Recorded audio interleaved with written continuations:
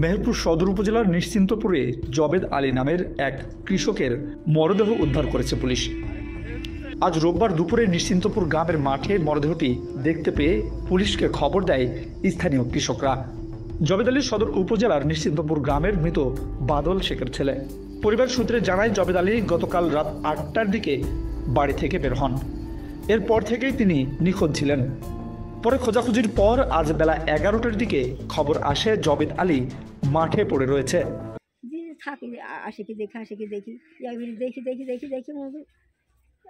মেলা হয়ে গেল। তখন আমি বুঝে যাই তবে আর আসি না। আমি তখন মতো আলু ওটা দিয়ে দেখছি বিছানে নাই। তখন আমরা খুঁজছি মতো চাচা মাঠে গেছিল, মাঠে যাওয়ার পরে আপনার দেখার পরে রাস্তায় এসে বলেছে, আর আমরা দৌড়ে গিয়ে দেখছি যে হুপড়ি পড়ে আছে। এ বিষয়ে মেহেরপুর সদর থানার ওসি শেখ মেজবাউদ্দিন আহমেদ জানান, নিশ্চিন্তপুর মাঠে মরদেহ দেখতে পেয়ে স্থানীয় কৃষকরা পুলিশকে খবর দেয়।